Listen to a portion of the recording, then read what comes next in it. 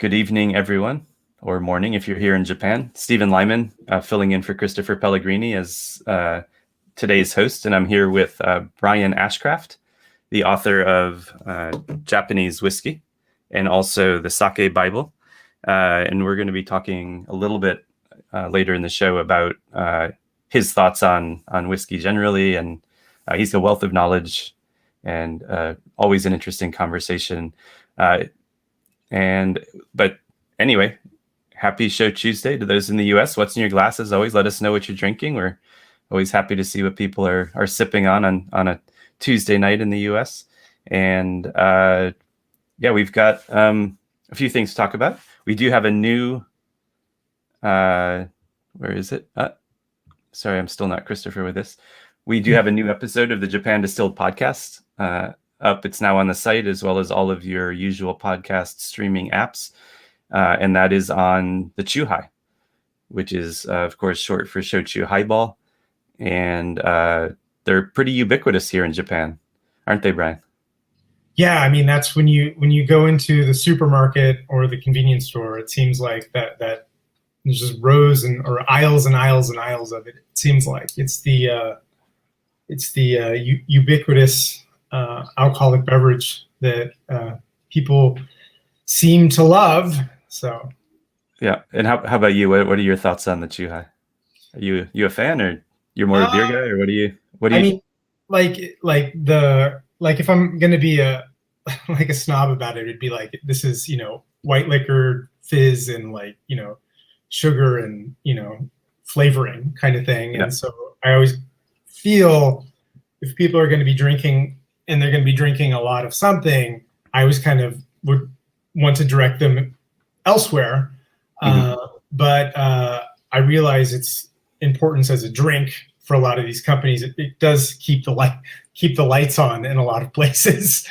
Sure. I mean, and they'll say that, and so in that regards, I do have a certain degree of respect for it, within its own segment. Mm-hmm. If you take it for it is what it is, then it's the same thing. It's like drinking like cola or something like that. You can't be like, oh, this has a lot of sugar in it and additives and flavorings and stuff. Like, how dare Coca-Cola be like this? That's a disingenuous thing to say. So if you take it for what it is, mm-hmm.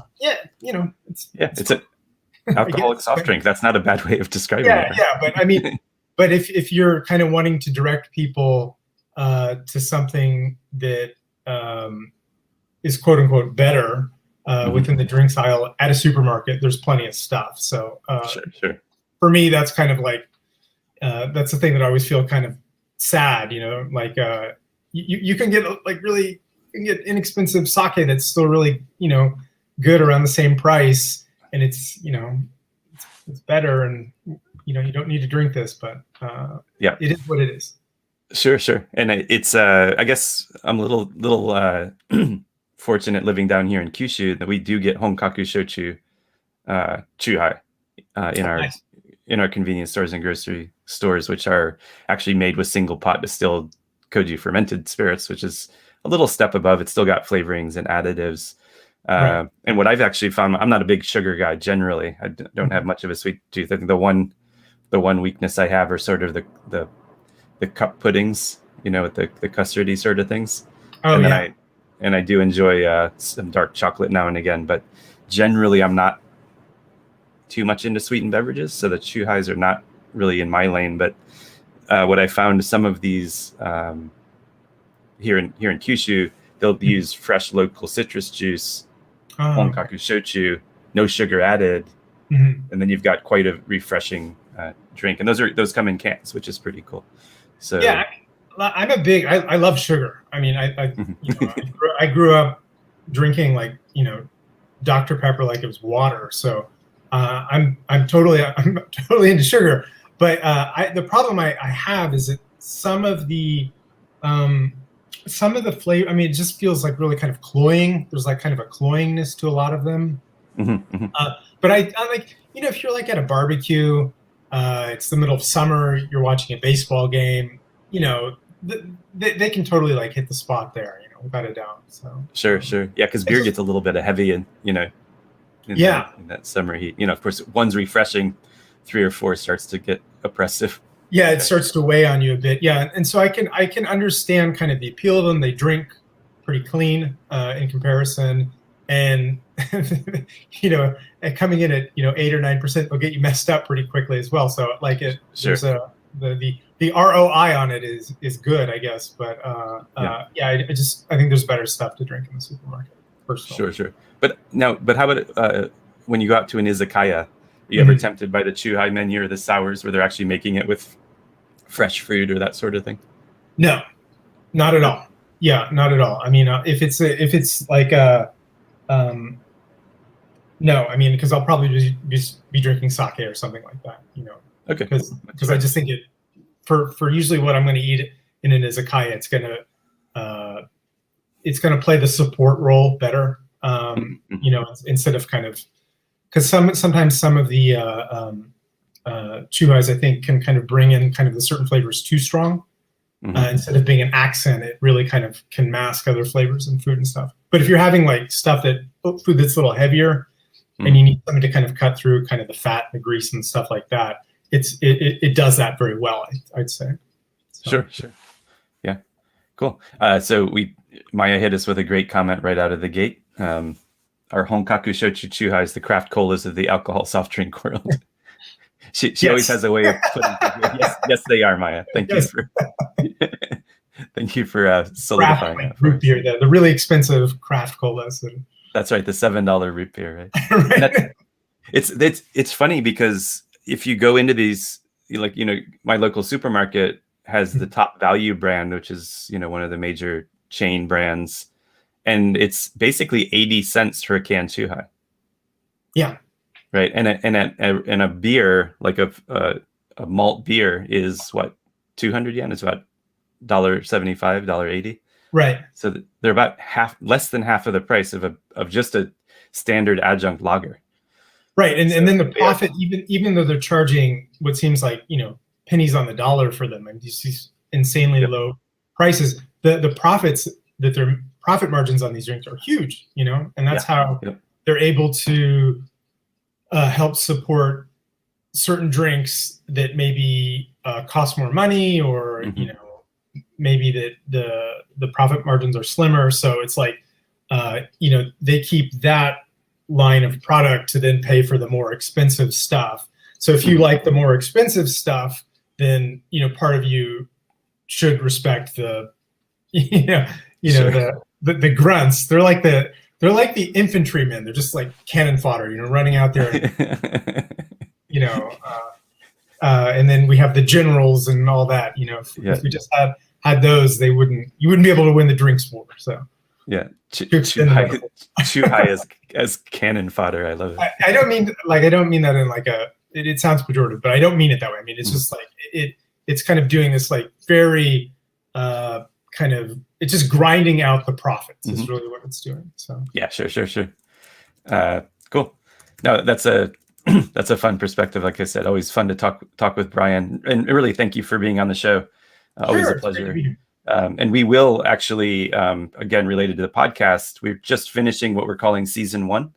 We're going to do a year in review episode as the next episode that comes out, and then in year 2 we're going to start doing interviews of guests. So we'd again love to have you on the show for a more formal discussion around Japanese whiskey, where these live streams tend to be more free flowing and shoot from the hip and go in all different directions, as we've already seen in this morning's episode.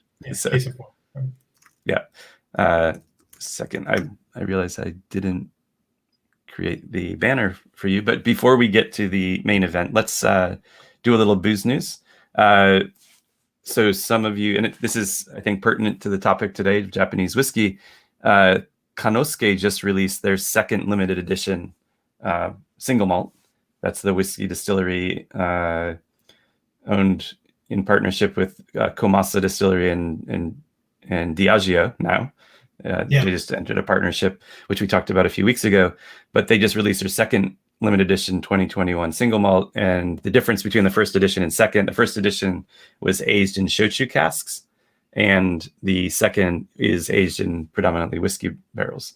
So And Komasa, of course, actually essentially is credited with ushering in the era of barrel-aged shochu with the mellowed Kozudu brand, which they released in I think 1957. Denon Shuzo, I think, did it slightly before. Okay. It's just like it's around the same time. But they may have done it like a year earlier, 6 months. I mean, but it's kind of like the, great minds think alike. They were all kind of moving that direction. But yeah, I mean, without a doubt, a real pioneer.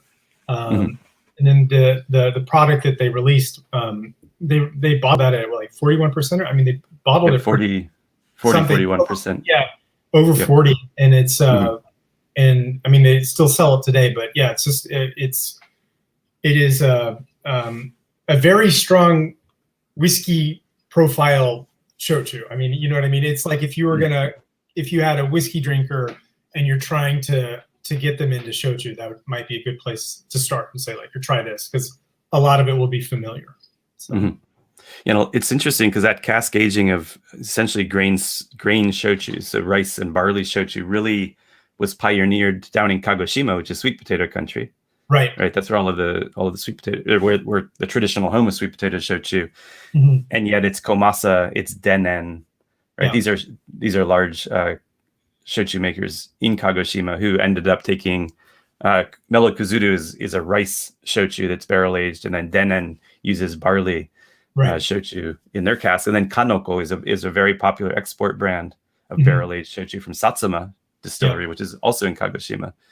So you have quite a few of these, and that's what I would do when I was doing shochu happy hours in New York City back when I was promoting there.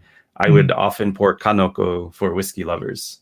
It was a 25% barrel aged barley shochu, and they would you get a little bit of that vanilla, you get the expression of the cask, but very subtle compared to what you would get in a full proof or even bottle proof whiskey.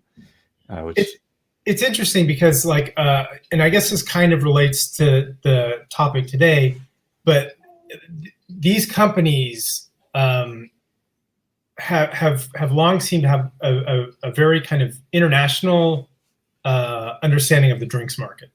And you see that especially with Kanosuke. I mean, like they really understood that like there are certain kind of obstacles that are just intrinsic with selling shochu internationally, and it's not a comment on the drink itself. It's just there's certain things kind of built into it, and so that's why we need to open our own whiskey distillery and move forward that way. So it's interesting. So when we talk about like cask aged shochu, it's taking certain elements from the whiskey world, taking one of the most important elements of it, putting shochu in that, and then making like this own kind of new drink segment. I mean, this didn't exist before that. 100 years ago, 200 years ago.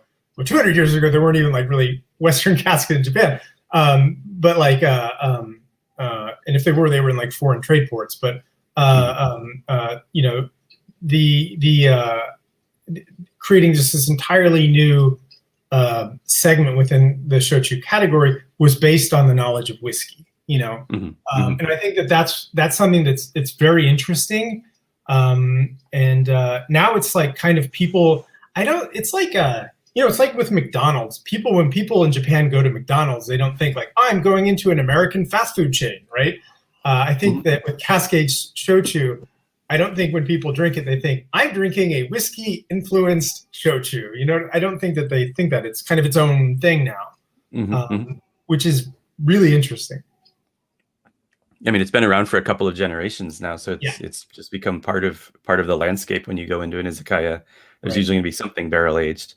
And it is sort of this middle ground, right? It's sort of this, it's almost like you brought up a war metaphor earlier, right? It's almost your no man's land in between the trenches. Right. We have French and Germans on each side just digging trenches and as they pop their heads out. It is kind of a it does exist in this kind of I don't want to say it's a gray zone, but if we're drawing like a Venn diagram, it would be in Like it would be where the two circles kind of overlap, which does make it interesting. But it's still, I mean, you know this probably as intimately as anyone. It's still very much its own category, you know. So it's not like the redheaded stepchild of the. No offense to redheaded people, but it's not the redheaded stepchild of the shochu industry. I mean, it's still very much part of it. Yeah, and it's a pretty large percentage by volume. I'd imagine with barley being close to 40% of the shochu market, and a fair amount of that being cask aged. I think you're right. I don't think it's not sort of a fringe sort of thing. It is one of the main styles. But the other thing where it gets even more fuzzy is you have grain shochus that are barrel aged, and those are going to be much in that gray zone between whiskey and shochu. But then you have barrel aged sweet potato shochu. You have barrel aged carrot shochu. Right. You have barrel aged date shochu. These are clearly not in that gray zone. These are clearly shochu that are cask aged. And of course, when we're talking about all of this, we're talking about single pot distilled honkaku shochu, authentic shochu that goes through the pot once and is then put into a cask. And again, can't be casked at above 45% alcohol, just due to the guardrails around shochu production. So it's like when sometimes people kind of when they talk about like snacks that you can get in Japan, people sometimes kind of overstate how odd some of the snacks are in Japan. Generally, they're not too odd, right? Especially compared to some of the stuff that's being made in the U.S. But for a long time within like the snack industry and the soft drink industry in Japan, there's been like an attitude of like, hey, why don't we try this to see what it tastes like? And then sometimes when they release stuff, it almost seems like it's a dare. You know, it's like will people really buy this? Let's see what happens, kind of thing. And it doesn't seem to be focus grouped to this insane degree, like a lot of products do, right? And so I think that kind of thinking or attitude has carried through the drink industry in Japan as well. So if people are making like carrot shochu, somebody is like, hey, why don't we put it in a cask and see how it tastes, you know? And then they did it, and then they tried it, and somebody's like, this isn't terrible. Can we sell it? And somebody's like, I don't know. And then it became a product, you know? So, but yeah, I think that you just see that a lot, you know, that something will be taken, something will be reworked. Something Japan has done for, you know, well over 1,000 years. And then just, it's like, there's a kind of an attitude of like, let's try it, you know, and then it may be good or it may be bad. So, yeah. Like I can attest that the garlic shochu that I tried was bad. That was a failed experiment that should not be repeated. But you have to admire that somebody first said, let's make it. And then somebody else said, let's sell it, you know? Right. Yeah. I tried it at the distillery. It was down at Ochi Distillery in Miyazaki, which is they make all sorts of things. They've got a piman or green pepper shochu, which is actually quite nice. Oh, really? Great base for a Bloody Mary. They make a ginger shochu that's actually exported to the U.S. The Hey brand, and they make quite a bit of sweet potato, rice, barley. They sort of make everything, and they're very experimental. And so I think they decided, hey, let's try garlic, and they had a bottle on there. They have sort of a tasting bar in their conference room when you go there and you meet. They're not really a distillery open to the public. Of course, if you're interested, they're happy to give you a tour, but they don't have like a tasting room or a shop or anything like some distilleries do. But in their conference room, they have all the different bottles of different things, and there's that little orphan bottle of garlic shochu. Right. And I was like, "Do you actually sell this?" And they're like, "Oh no, not anymore." But we tried. They were. It was interesting because they actually were responsible for what I have often called gift shop shochu.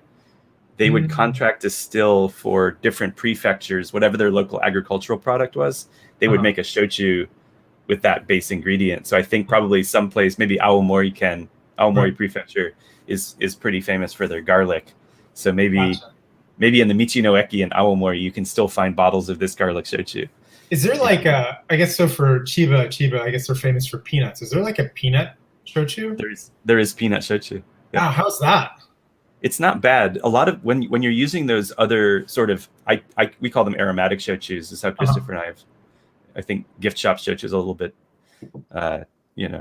not so nice to the industry. So we call them aromatic because you're not really extracting any starch or sugar from garlic or from green pepper, right? You need another substrate to give it the alcohol. Right. So what they end up doing, because the rice and barley will be so expressive with the atmospheric distillation, single pot distilled, they use a vacuum. So what ends up happening when they're using a vacuum still, you get the aroma or the essence of peanut or of green pepper or of garlic, but you lose the rice and barley, which is what you want. The trouble with that is you don't get the richness of that expression. At least it's difficult to do. So the peanut shochu that I've had it's not like a big peanut bomb. Right. It's not like peanut butter in a glass. It's a little bit lighter than that. Yeah, it's a top. It is. It's like pipe tobacco, if they put it like a certain topping on you don't actually, within the smoke, it's not going to be the same flavor a lot of the time. So, well, that's there are some that have a lot of body. You get some green tea or, for example, Beni Otome is a sesame shochu. And they make it with roasted sesame, and it tastes like that black sesame ice cream, or it's got the aroma of sesame oil. It's quite aromatic. It's very sesame forward. Yeah. So that's an example of where they've done it right. Even though they're doing vacuum distillation, they're getting a lot of the character of the sesame. But they also use a lot of sesame in the mash bill. It's up to 20% of the mash bill of sesame. So I'm curious how much garlic or green pepper ends up in those mash bills, or how many peanuts for that matter. 20% garlic, you wouldn't be able to talk to anyone for. You drank that for years, I guess. But yeah, that's right. All right, cool. So maybe we'll just shift. We've gone a little far afield with the aromatic shochu discussion, but it's always fun to go down those rabbit holes. But I guess the sort of recent and not so recent thing that we've seen is, especially in overseas markets, Koji whiskey basically, and has started to appear, and it's then that gray zone is this barrel aged shochu being sold as whiskey, or is this actually, has it sufficiently moved into whiskey, right? And you and I've had this conversation on a number of different occasions in the past, but is, for me, the dividing line, and I think I've been clear about this on previous podcast episodes as well as other times I've talked about this. For me, a clear dividing line is once you double distill, once the spirit goes through the pot another time, then that moves it out of honkaku shochu. I would agree with that, because if we there's I think that Koji whiskey, there, as we've talked about before, there's a history in the United States. It's not like it's a recent thing. It is something that has existed in the past. So like Takamine-san, when he was in the US, the Whiskey Trust hired him, and they wanted to use Koji in the process to reduce the amount of time that it took to make malt, to speed up the process, to do it quicker and cheaper and better, right? And so that was kind of the impetus of that happening. As far as I know, no product was ever released, though I've spoken with experts, like people who know his biography deeper than anyone, like on the face of the earth, and they have seen a bottle of product, and it was either called bonsai or bonsai. We don't know, like there might have been. I've heard both versions. There might have been a misspelling on the bottle. I'm going to say it was probably called bonsai, just considering the kind of hokey late 19th century Japanese names that were used for stuff. So I'm going to assume that was the name, but it might have been different. So a bottle was produced. A bottle was floating around I guess the company that he had owned before, and then that company was bought out, and then supposedly that bottle was then shipped back. He's from Toyama, right? So it was then like all of his stuff was then shipped back to a museum in Toyama, like family photos, clothes, diaries, all that kind of stuff, and then was put in like the Great Man Museum of Toyama or something like that. And supposedly the bottle was sent back there.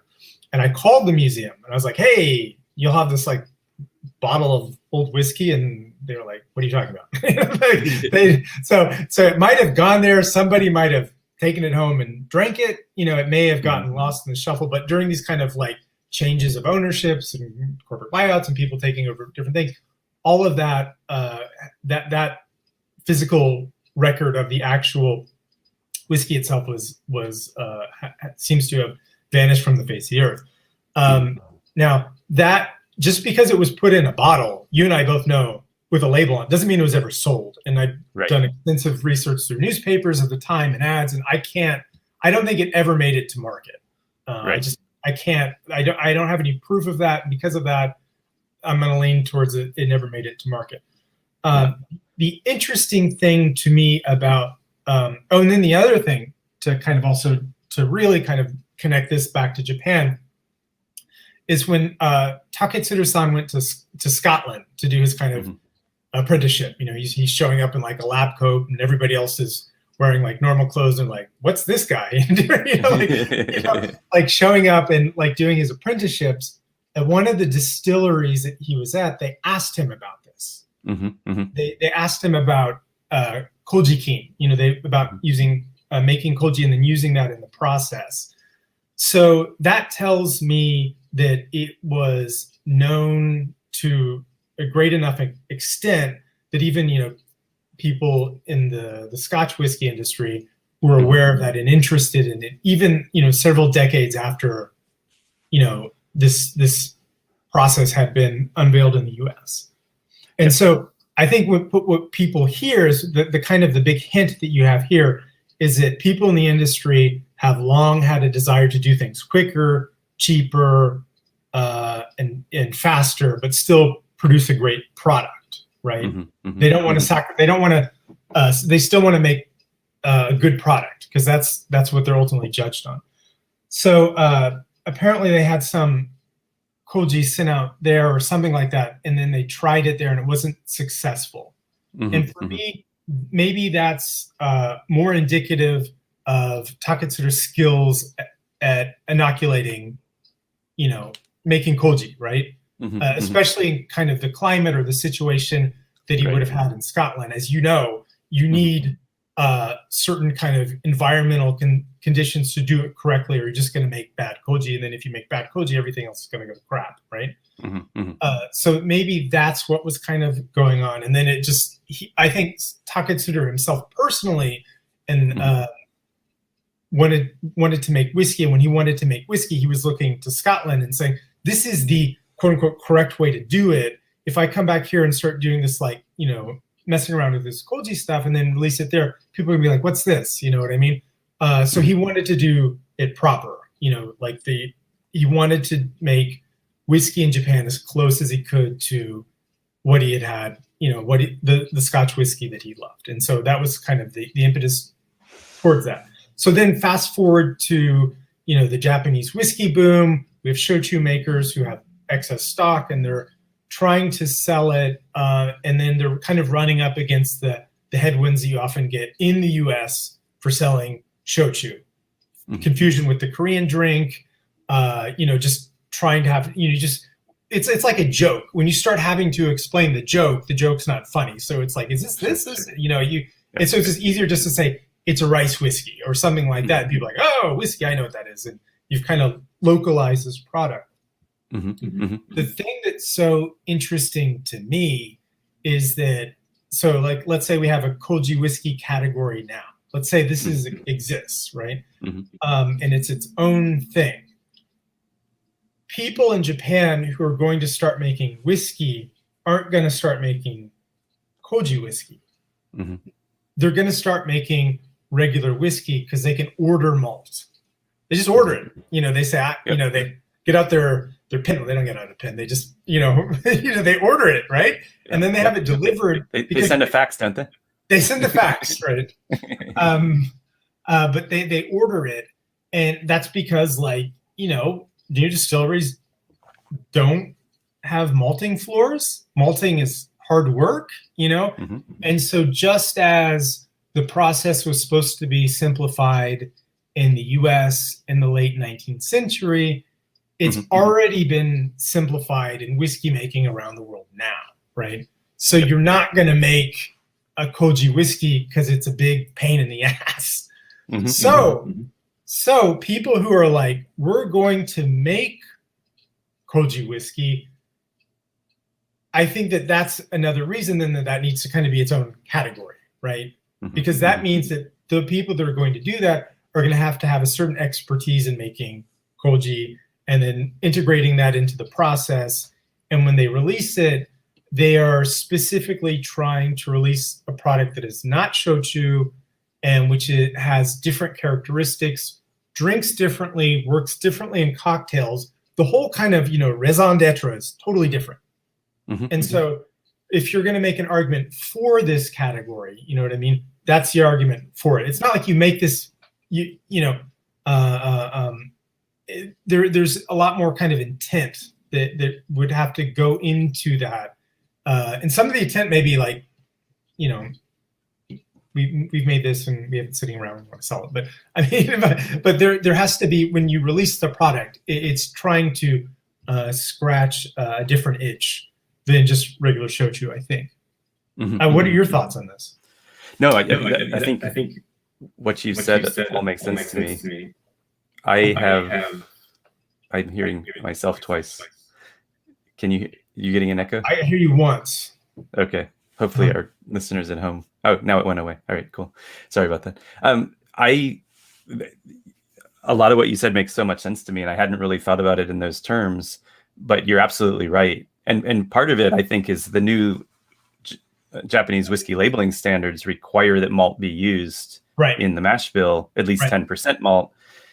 You're not going to make Koji spirit and malt spirit and blend it, right? That just doesn't make sense. You're going to blend a malt whiskey with a grain whiskey, right? It's much cheaper to make. Right. And you're absolutely right. I think the way that they express, right? The Koji is giving you something that malt doesn't, and the malt's giving you something Koji doesn't, right? And then grain whiskey, of course, is another style. And of course, what grains you're using, all of these sort of things make a difference in how they express. And for me, when I started down that path, and the first Koji whiskeys to come to market in the U.S. And they weren't called Koji whiskeys because nobody really knew what Koji was at the TTB, the regulatory body in the States. And so it was Fukudo and Oishi. Right. But so Koji, though, like as a buzzword within like kind of people who are interested in food and drink in the United States, in the past, 4 years has become much more. There's there's like, I'm seeing if I have any. I know there's been books in English about Koji in the past. There was Koji Alchemy.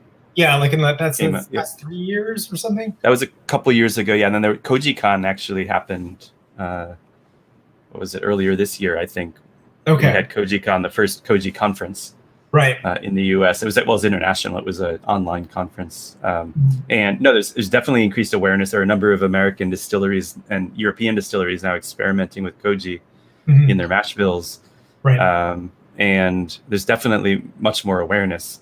But if you jump back a decade, when the folks who decided to import Fukudo and Oishi whiskeys, which are rice whiskeys from Kumamoto, when they went to the TTB for label approval, they were allowed to call them rice whiskeys. They weren't allowed to call them Koji whiskeys.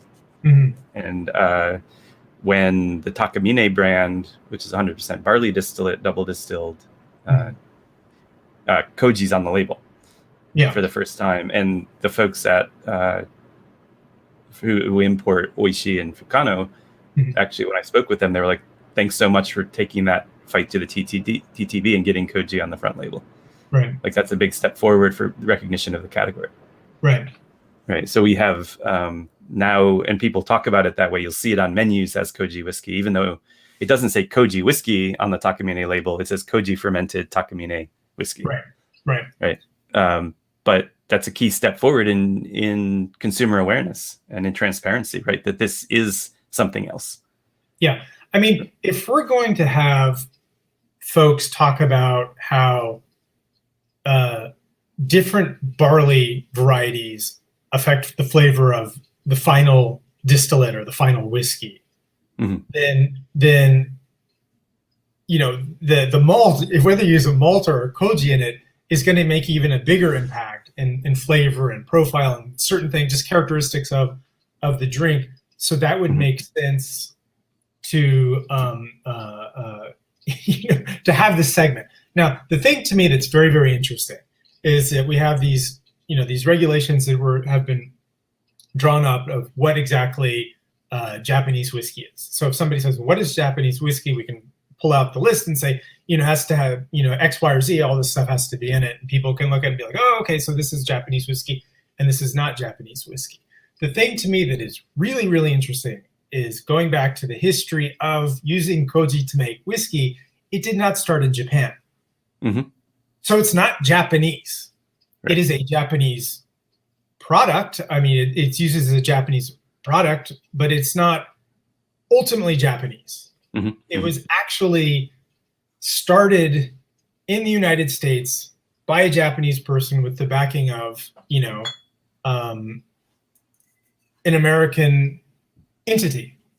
So then to kind of retroactively go back and say like, well, this is Japanese whiskey, this is a traditional Japanese whiskey style. It's not, And so when the category of like Koji whiskey, let's say, it's created, I don't think that there should be any kind of longing for it to be called Japanese whiskey. Right. They're separate. Their histories are separate. The motive, because the thing for me that I think is so interesting, it's not like Taketsuru didn't know what Koji was. His family has a sake brewery. He knew exactly what it was. And so when he was making whiskey, it's not like somebody had to explain to him kind of how it would impact the process or all this different stuff. He knew that. He knew it, and he made a conscious decision to go with malt. Same thing, same thing with Suntory. It's like, it's not like that they're like, oh, what's this? They know. They completely know. But it's within the Japanese whiskey segment. These are kind of the rules of the road. This is the way that it's been done for Japanese whiskey. And then if you're going to make Koji whiskey, there are different kind of rules of the road. You know what I mean? Right. And you were talking about that. You're saying it at least has to be double distilled. Maybe a certain ABV has to be achieved as well. Maybe it needs to be matured a certain amount of. There needs to be kind of their own kind of standards and regulations and things like that for it to be Koji. And then if somebody says, "Is this Japanese whiskey?" and then you say, "No," there's nothing wrong with it. You know what I mean? It's not like it's. Sure. Yeah. No, I think you're absolutely right. And actually, just if you don't mind, I'm going to share my screen just to give you a little perspective here, right? This is the Takamine label, right? So there's the Koji fermented, as I mentioned, and it was a conscious decision to spell whiskey with an E, right? Because that's the American spelling. Because this was a revival of an American style, right? It wasn't intended to be a Japanese product. Now, of course, it's got the Shoto artwork. It looks quite Japanese in the way that the label was designed, but that's because it is a product made in Japan, but using a method that was innovated in the US. Why did it change our view? There we go. Okay. It's so for me, it's, it really is about giving drinkers an opportunity to try something new and try something different. And you're right, it does express differently. As we talked about, the malt, expresses a certain way. Koji expresses a certain way.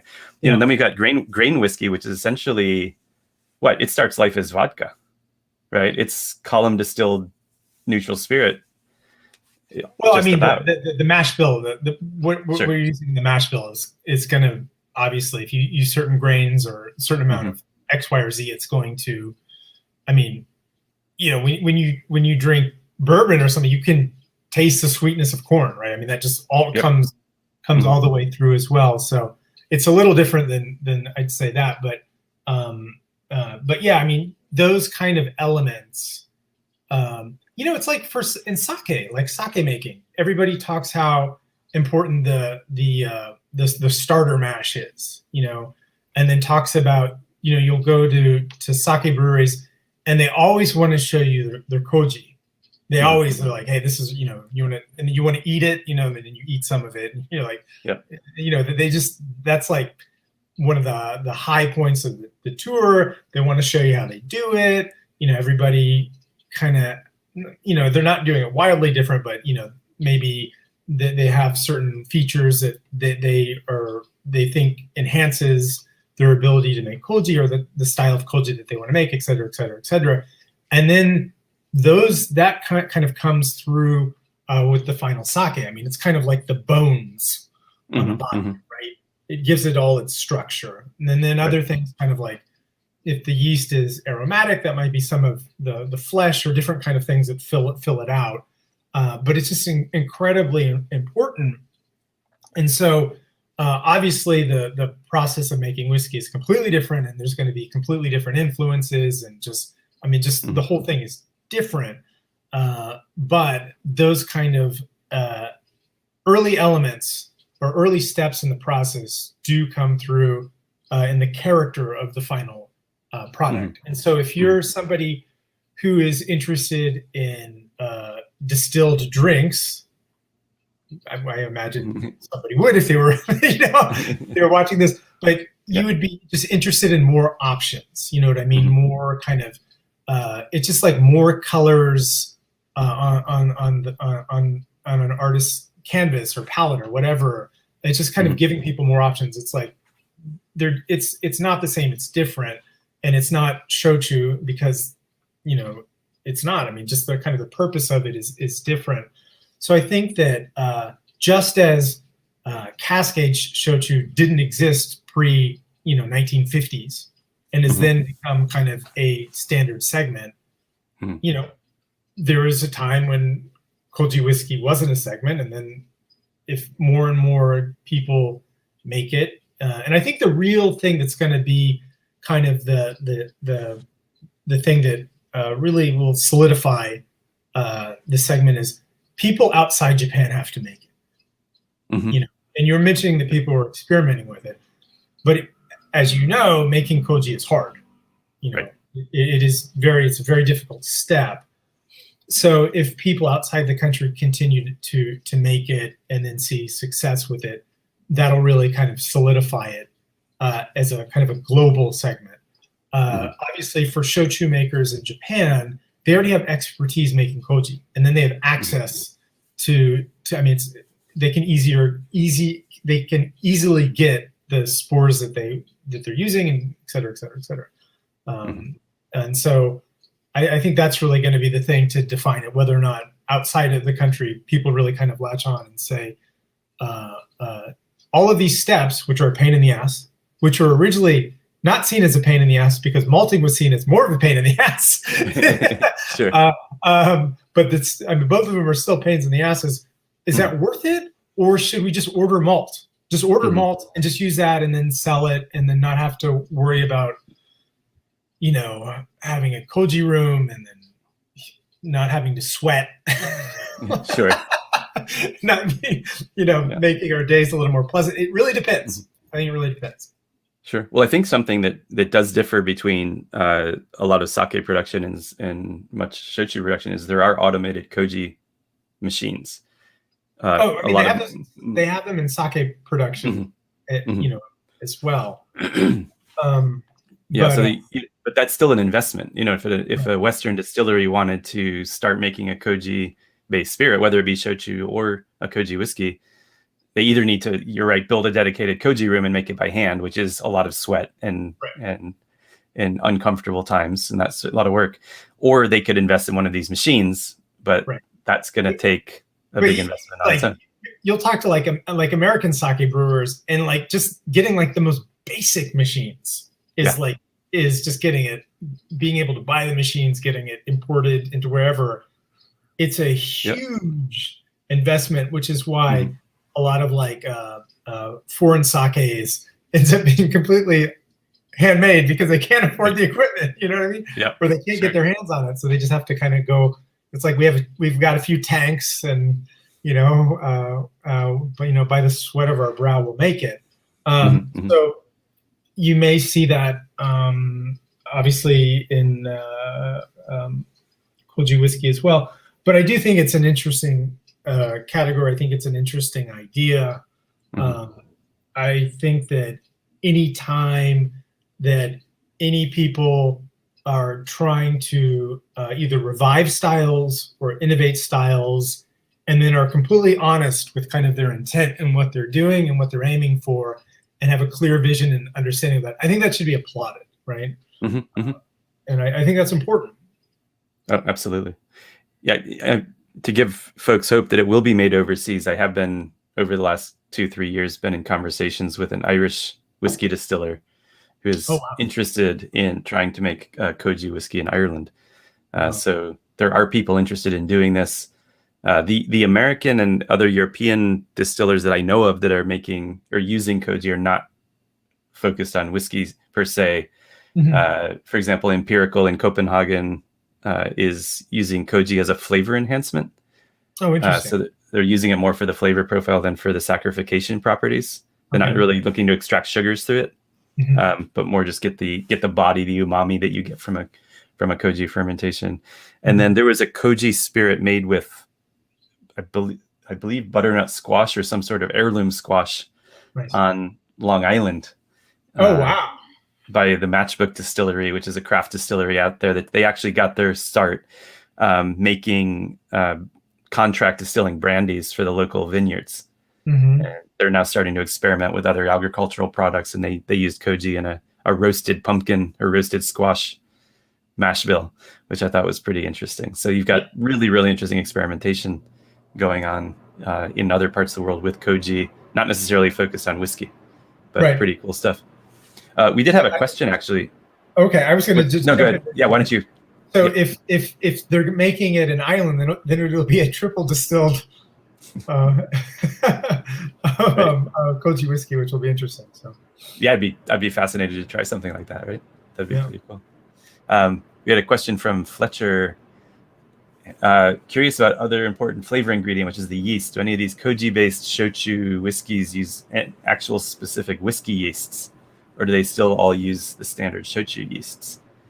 And to my knowledge, distiller's yeast, which is more generic, has been used sometimes. But then these are, the people making it in Japan tend to be shochu distilleries, and they tend to use their standard shochu yeast. I'm not sure of any whiskey yeasts being used to this point.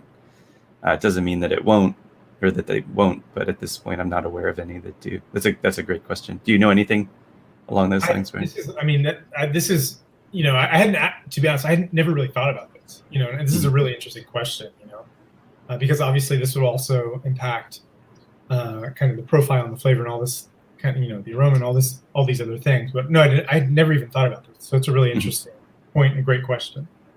Yeah. Now I'm going to go talk to some shochu makers and see if they can get some whiskey yeast. We should make it happen. So great. And then of course our friend Jim, who's the Yamaguchi sake guy, who's recently started diving in on spirits a little bit more. Why can't Japanese whiskey expand? Why can't, Jim? What do you mean? He means, I think this was in the context of the labeling standards for Japanese whiskey require malt.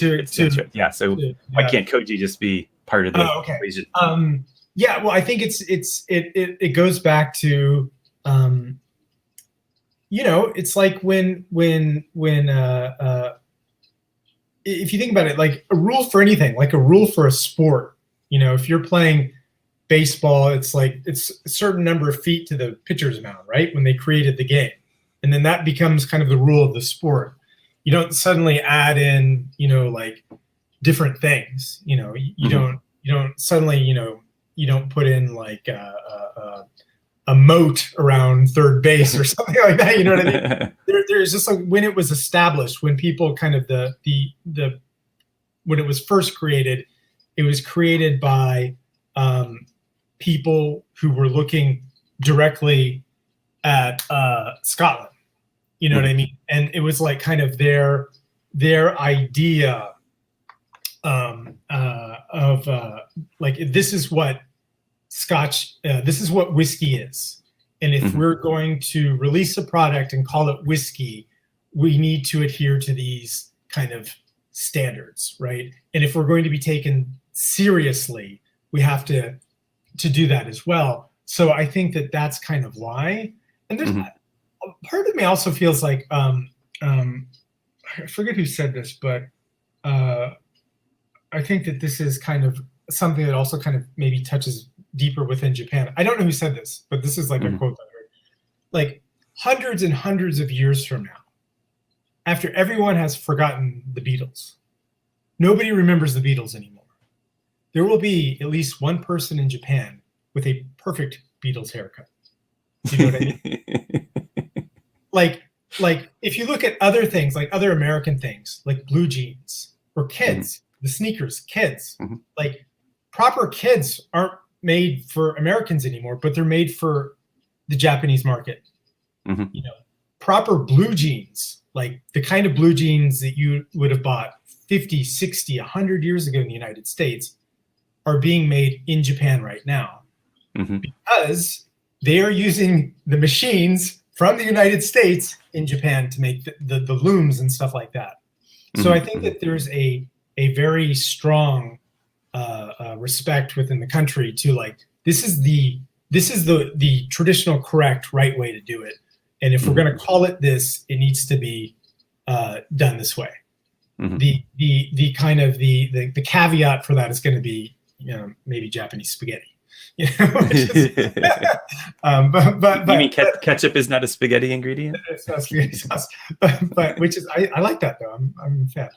But yeah, I think that because it started that way, and I think that like if you even now when you talk to like, you know, whiskey makers and stuff like that, I still think that, you know, in the back of their mind, you know, it's like when people talk about Tokyo Disneyland. You know, people love going to Tokyo Disneyland. Tokyo Disneyland is great, but when, you know, some Japanese people travel abroad, they like to go to Disneyland in America because that's the real Disneyland, right? So I think that is one thing that's also kind of motivated Japanese whiskey makers, is that they've looked to Scotland, and it's been like, you know, this is a country with this rich, long history, and they have so many amazing whiskeys. You know, we want to beat them at their own game. You know what I mean? I don't know if it's that explicit, but it's like, and to do that, we need to look what they're doing, and then we need to make something that is even more delicious or even more amazing. So I think that if they kind of came in with, you know, Jim was asking if it was being expanded so early in the process, kind of after, or I said before they kind of really had cemented their reputation internationally, I think that there might be concern that it wouldn't be taken seriously. However, within the last, you know, 2 decades or so, Japanese whiskey makers have been expanding. Do you see what I'm saying? They have been trying. They've been looking at, you know, there are these certain rules and regulations abroad that you know haven't existed in Japan.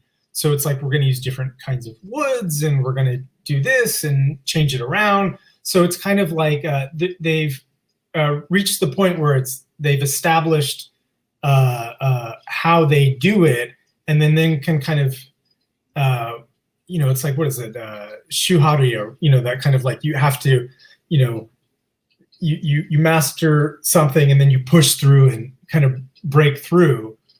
So I think that that's kind of where they are now. And that's, I mean, really one reason I think that Japanese whiskey has become more and more interesting, because there is, and you know, they have been doing that for decades. They have been doing stuff that's been kind of different than what's been doing, than what's been done abroad and stuff.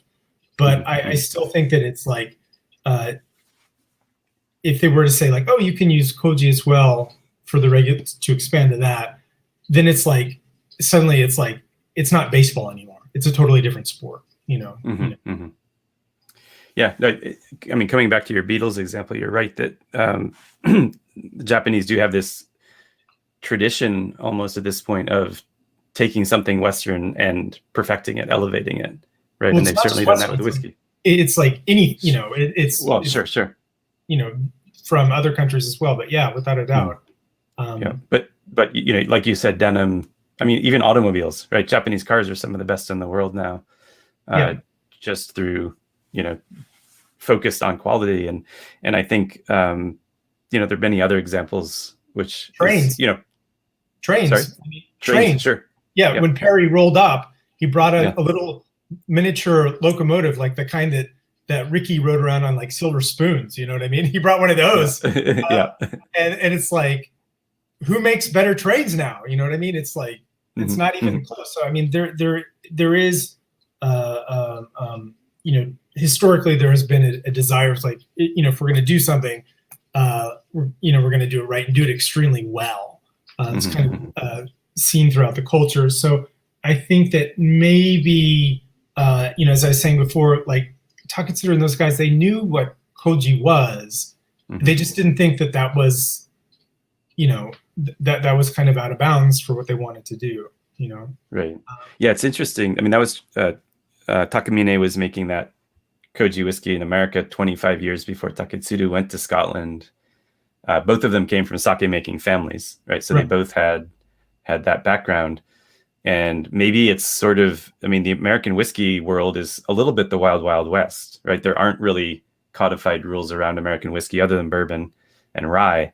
Right. But whiskey was whatever you called whiskey in the States for a long time. And so I think there was more openness to experimentation and going beyond experimentation, actually moving into production of the Koji distillate. If that didn't exist, bourbon wouldn't have become a product. Do you see what I mean? You know what I mean? It was like, and it's that same kind of thinking. I think bourbon's a much more extreme example. I mean, the difference between, we'll say, kind of what we think is being traditional whiskey and then bourbon, the flavor differences are much more extreme than they would be between, you know, what we'd say traditional whiskey and then Koji whiskey. I mean, it's just very, very different. But I think that it's that sort of the same kind of thinking behind it. It's like, you know, why can't we? Or let's try it. Let's see how it is. And then if it's good and people, it can't be that it's just good. I mean, people have to buy it. It has to become financially viable for it to continue. But I think that, you know, when you go to bars, like whiskey bars in Japan, you're going to see a lot of, obviously, kind of foreign product in there, right? And you know, Scotch whiskey, you know, American whiskeys, Irish whiskeys, they're held in high esteem, right? Because, you know, there's good reason for it. I mean, there's a lot of history there. They're really great. And then obviously the domestic whiskeys are held in high esteem as well. So I think that because of that, I even think kind of like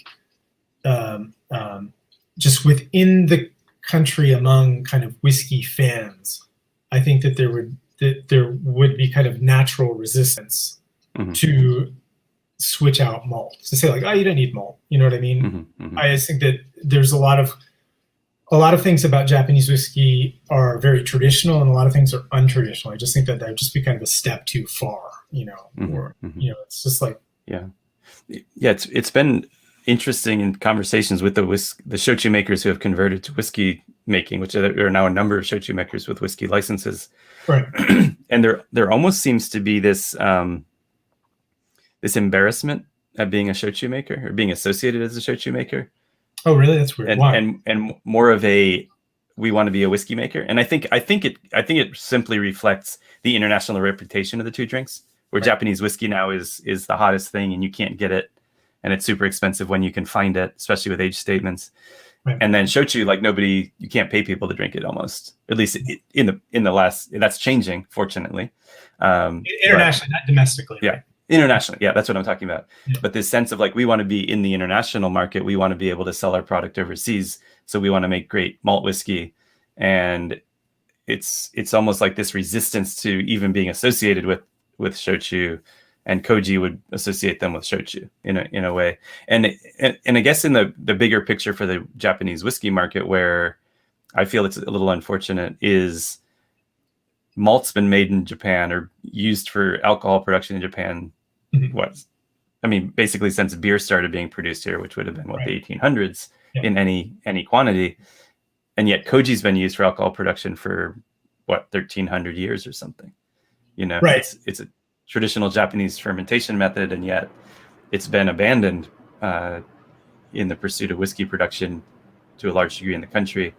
Yeah. But it seems like it's something that should be embraced. Getting back to Jim's question, it's like, why can't it expand?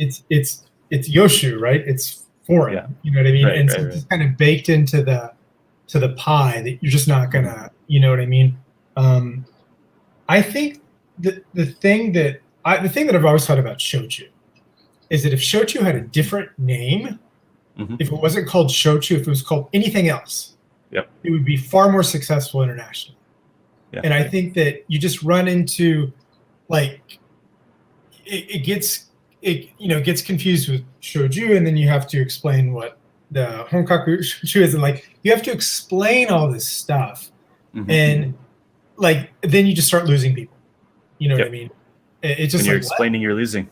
Yeah. Right. And you shouldn't have to explain. So that's kind of has been one of the big problems about it.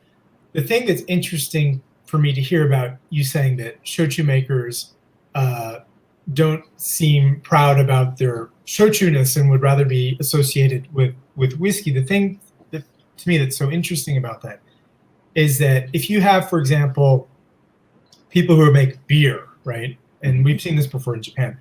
They make beer and they want to get into the whiskey business. So then they get in that way, right? So they can, the first few steps they got, and then you add in distillation and maturation, right? The thing that's interesting to me about shochu makers is that they're already going to come in with a deep knowledge of distillation and maturation, right? And they're going to already be able to hit the ground running with that, and then that's going to be incredibly beneficial to them. So it's very bizarre to me that they would not be proud of that. But yeah, I mean, I think that going back to bring this conversation full circle, going back to, Kanosuke, they realized that shochu is going to be a tough sell internationally. And they make great product, but that product is not going to get them a deal with Diageo. Right. It's just not, and so I think now other shochu makers are looking at that and being like, wait a second, we don't even have to we can just order some malt and, mash it and ferment it and distill it and put it in wood, and we can sell it for this huge amount of money. I mean, that must seem like, we're it.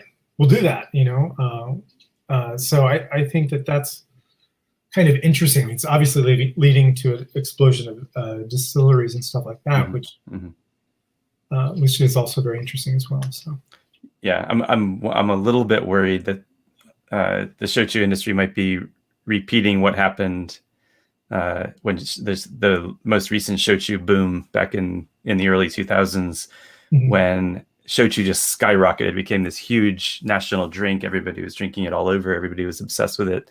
Right. And a bunch of distilleries went out and invested in huge, expansion of their production capability, expecting the expansion to maintain or continue to grow, maybe start to reach international markets. And then the floor fell out because Japanese people decided they wanted to drink something else. And shochu didn't drop. It's still much more popular today than it was before that boom. But there are so many distilleries that are working at 10-20% capacity because they expanded so much. Right. And I can almost imagine now you have all these shochu makers saying, "Oh, let's go make malt whiskey because Japanese whiskey is really hot all around the world." Right. And they're spending huge amounts of money to build out distilleries. It takes a long time. It's expensive to make whiskey, right? The malting process it's that fermentation process might be cheaper and faster, but the maturation, the angel share, the new just keeping production it. floor, everything, right? Being in the warehouse, you're losing money, right? And then next thing you know, you've got 70, 80 whiskey distilleries across Japan, 50 of which nobody's ever heard of before. Right. And then if Japanese whiskey just becomes another whiskey and it's no longer this huge success, or some of those new whiskeys aren't very good, there could definitely be some financial pain for some of these shochu makers who are going all in on this. Yeah, I mean, I think it's probably the problem with the shochu makers expanding like maybe they'd done 20 years ago was that if the floor falls out domestically, internationally, there's just not going to be a market. And I think that if the floor falls out domestically, they're thinking, well, I can sell this somewhere. You know what I mean? And I can. And you don't have to explain it. People know what it is. If they like it, they'll buy it and drink it. So it's a lot. It's a safer bet maybe that they feel like. Because I mean, whiskey's something like beer or wine. You don't have to go to something like what's beer, what's wine. Everybody knows. Sure. Country isn't like that internationally. So. Yeah, fair. Well, we're actually over an hour, which we rarely do on our live stream, but this has been a fascinating conversation. And we actually haven't gotten to our last topic, which is actually newly opened. So this is where we talk about something that a bottle we've cracked recently and something we've enjoyed. And how about you? What's your newly opened? What spirit have you had recently? Yeah, I got a bottle of Glenfarclas 25 because it's really not very expensive at all in Japan when you consider everything about that whiskey. And it's one of those things when I walk into liquor stores in Japan and, I see a lot of great international products easily available, not horribly expensive. To me, that's always kind of amazing, and so that's why. And then you kind of want to get kind of basic Japanese stuff, and you have to enter a raffle for a chance to buy it, or like you have to jump through all these hoops. It's like, and I kind of felt like surely by now things will have been normalized. I mean, still pain in the ass to get certain stuff. So that's why. What about you? Yeah, for me, actually, apropos of what we've been discussing, this is Tsukiyo no Fukudo. Oh, where is it? There it is. This is a 43% alcohol barrel-aged corn shochu. Oh, nice. Now it's corn koji. Oh, wow. And corn. So 100% corn. Single pot distilled, barrel-aged, made in Miyazaki by the Takachiho distillery. And it has such an expression of the corn, right? But it does have some of those notes of a bourbon, right? It's got the sweetness, it's got the vanilla, that sort of thing. I don't think it's barrel aged for very long. It doesn't have a lot of color to it. It's probably not using. Well, I don't know. Maybe it is using virgin oak. I kind of doubt it. Right. I don't know enough about the brand, but it's something that I had cracked open recently, and I think just apropos of our discussion today, I thought it would be a good one to talk about. But I've thought about now. I'm really curious to go and see how they grow koji on corn. Yeah, that's what I was like thinking. Is like, how exactly do you do that? You know what I mean? That must be. Yeah, I mean, with what I think they must have to do, because koji would have a really hard time. We've talked about it before on the show, breaking through the husk of the kernel. Yeah, it would have to go through the bottom. I wonder. You know what I mean? Like where you. So I wonder if they don't cereal the corn, grind it up. Yeah. Right into a grist, and then add the koji that way, because that's how. Because I was thinking as you were talking about how Taketsuru failed in his experiments with koji sacrificing barley in Scotland. Yeah. But Takamine was successful in America, Takamine was serialing his grain.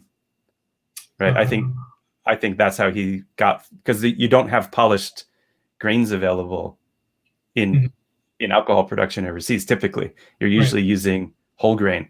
Right. And the Koji needs access to the center. It needs access to the starch source. And so what Takamine had done is he had serialized his I believe he was using wheat as his substrate for his Koji production. And maybe Taketsuru didn't think through that far.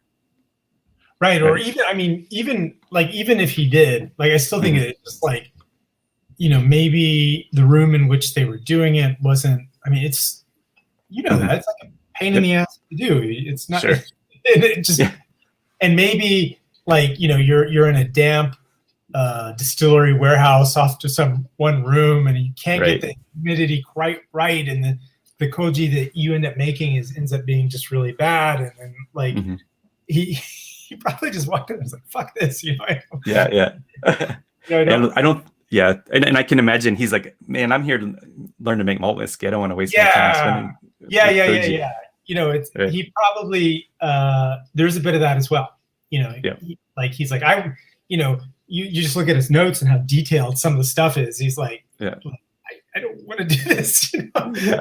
There probably was more of him being polite than anything else. I'm willing to do that. Yeah. And yet Takamine had one job. He was hired to figure this out, right? Yeah. But that guy was just like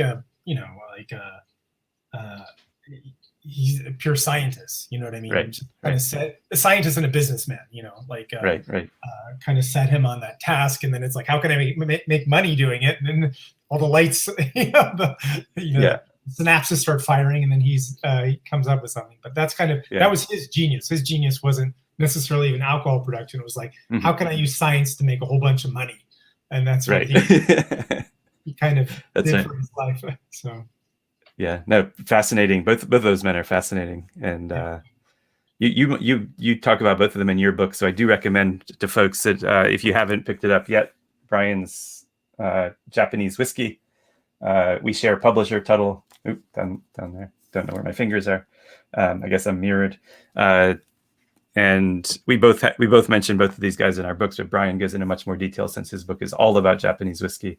So certainly recommend you pick that up. And also he's got his newer book, which is the Sake Bible. Any new books any booze books in the works, or nothing now? I'm just trying to recover and recharge, and watching a lot of Netflix these days. So okay, that doesn't sound bad. Yeah.